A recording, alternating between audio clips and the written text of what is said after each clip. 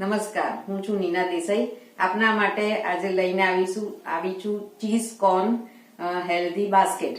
એ healthy એટલા માટે છે કે એમાં રાગીનો લોટ છે, જવનો લોટ છે. બાસ્કેટ માટે જે મેં વાપરેલો છે તે રાગીના લોટમાં ભરપૂર પ્રમાણમાં કેલ્શિયમ છે અને જવના લોટમાં ફાઈબર છે, જે હેલ્થ માટે ખૂબ જ બેનિફિશિયર છે.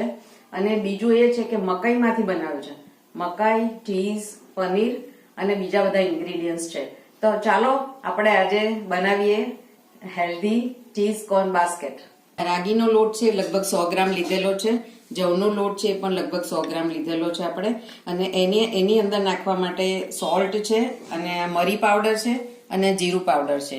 એ નાખીને લોટ બાંધવાનો છે. એ પછી સ્ટફિંગ માટે આપણે તેલ મૂકી એમાં મકાઈ સાતળવાની છે. મકાઈ બરાબર સતળાઈ જાય એમાં આ લસણ મરચાની પેસ્ટ છે એ નાખવી અને પછી એના મસાલામાં આ છે પીઝા સિઝનિંગ છે, પછી આ ધાણા જીરું પાવડર છે, ચીલી ફ્લેક્સ છે અને આ મીઠું છે. એ નાખી અને એમાં પછી ચીઝ ઉમેરવાનું છે અને પનીર ઉમેરવાનું છે. આ આપણા ઇન્ગ્રીડિયન્ટ્સ છે. એક પેનમાં લગભગ 2 ચમચી જેટલું તેલ લેવાનું છે. તેલ ગરમ થાય એટલે એમાં થોડી હિંગ નાખવાની છે.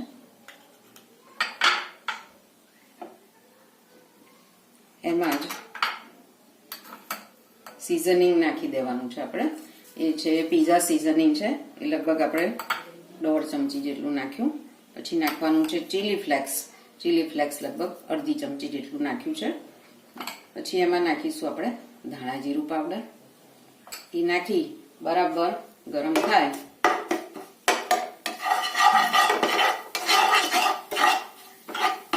એટલે એમાં આપણે મકાઈ એડ કરીશું. એમાં આપણે થોડું મીઠું એડ કરી દઈશું. બ્લેક સોલ્ટ લીધેલું છે મેં.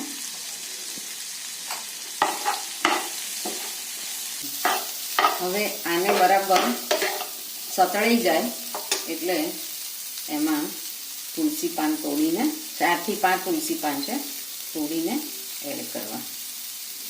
હવે એને ભાજી પાઉં બનાવવાના એનાથી પ્રેસ કરી અને એને ક્રશ કરી લેવાનું છે. જેટલું થાય એટલું કરવાનું, બાકી આખા રહેશે તો પણ વાંધો નથી. દાણા બાફેલા છે એટલે એકદમ કાચા નથી, એટલે એનો એમ પણ ટેસ્ટ સરસ જ આવશે. હવે એમાં પનીરના નાના પીસીસ કરેલા છે આપણે, એમાં આપણે જે મિશ્રણ બનાવ્યું મકાઈનું હેલ્ધી મિશ્રણ એમાં આપણે ઉમેર્યા. હવે એમાં એની સાથે જ આપણે આ ચીઝ છીણેલું છે લગભગ 2 ક્યુબ જેટલું છે, એ લગભગ આપણે એમાં ઉમેરીશું.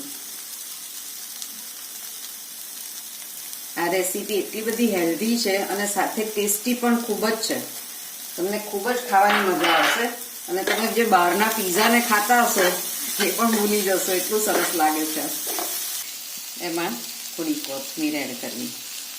એમાં થોડી લસણ અને મરચાની પેસ્ટ એડ કરવી, લગભગ અડધી ચમચી જેટલી, અને એને બરાબર મિક્સ કરી લેવું.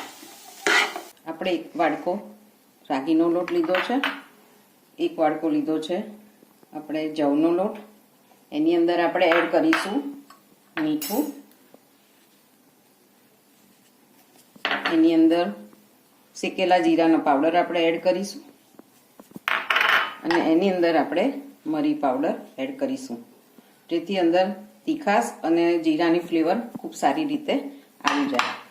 હવે એને આપણે પાણી નાખી અને લોટ બાંધી લઈશું.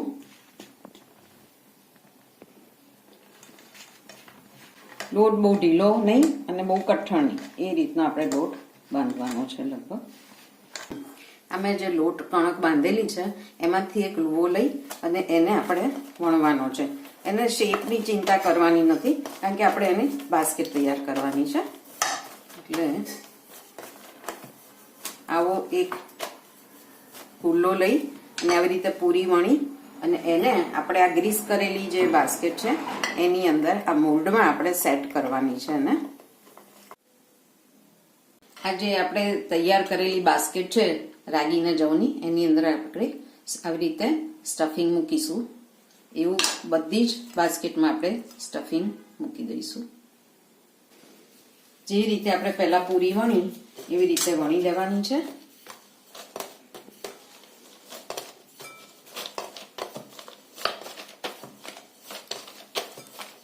અને એને આપણે આ જે બાસ્કેટ ફિલ કરી છે એની ઉપર આ રીતે પ્લેસ કરી દેવાની છે અને બાકીનો પોર્શન આપણે બાજુમાંથી કાઢી નાખવાનો છે.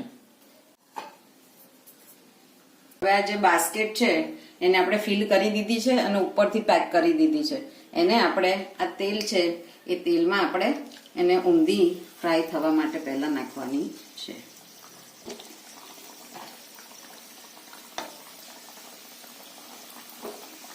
થોડી વાર એને ટર્ન કરી દેવાની જેથી બંને બાજુથી તળાય.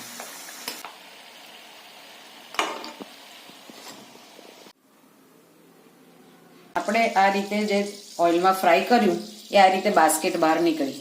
એ સહેજ ઠરશે ને એટલે એની મેળે બહાર બાસ્કેટ આવી રીતે આવી જશે. આપણી આ healthy cheese corn basket ready છે અને એને એકદમ ક્રિસ્પી બની છે. અને એની આપણે આ જે ચટણીઓ તૈયાર કરી છે, સવા પાલકની ચટણી છે, કોઠાની ચટણી છે અને ખજૂર આંબોળિયાની ચટણી છે, એનો ટેસ્ટ વધારવા માટે આપણે આ 3 ચટણીઓ સાથે એનો મજા માણીએ એની.